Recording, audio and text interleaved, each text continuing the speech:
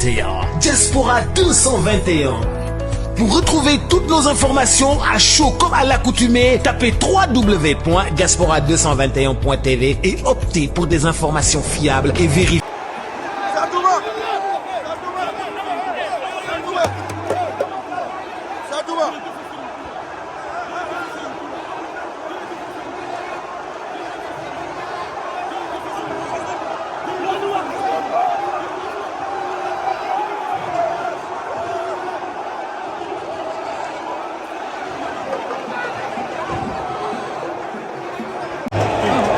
amul ku ñu ëppale du mën ak keneen ak keneen ñoo fi yem. ñoo tolloo mais yéen a ngi jeexal xale yi léegi nag. waaw non mais dañ nopp yàlla baax na yàlla mooy ñu dama mën a fii. yàlla mooy ñu maa waxoon yow da ngeen ma tàllal micro ma ne leen dama mën a fii.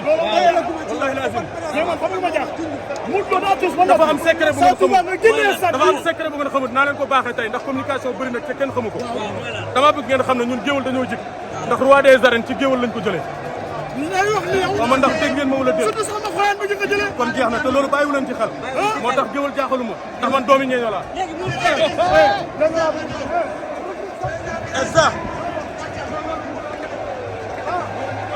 mais ça du ma rond-point bi Pikine foo ko bëgg dinaa ci waxtaan ak ñoom am naa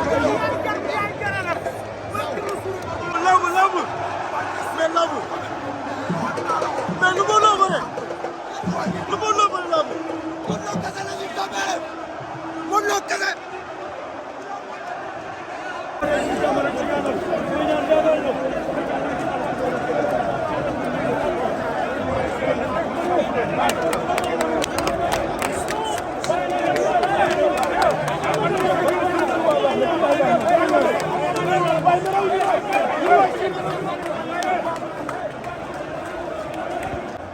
filmel loolu borom Kédougou Assou yàlla na yàlla defal jàmm nit ku baax nit ku bëgg Kédougou nit koo xam ne boo ko seetee mu dem bu laajte luy jëmale réew mi kanam ci la nekk macha allah ñaari loxo teg tubay waaye ñaari loxo ba teg sët Assou yaa bëgg mu ngay ba mu jeex yaa bëgg waa Kédougou yàlla na yàlla defal jàmm li nga bëgg ci Kédougou yàlla la ko yàlla defal jël nas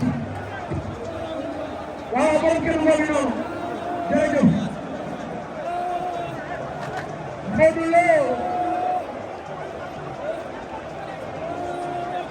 Njaay Jaata Njaay dama lay jëkk saa Njaay borom Jaata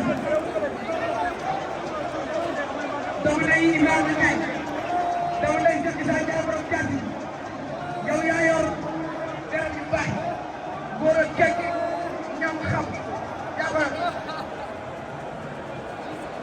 Modou Lo le roi des arènes Boy Niang il n'est pas démérité le fils de Dogol il n'est pas démérité bëre na xeex na indi na lamb indi na jom waaye jaam ak pexe yàlla dogalam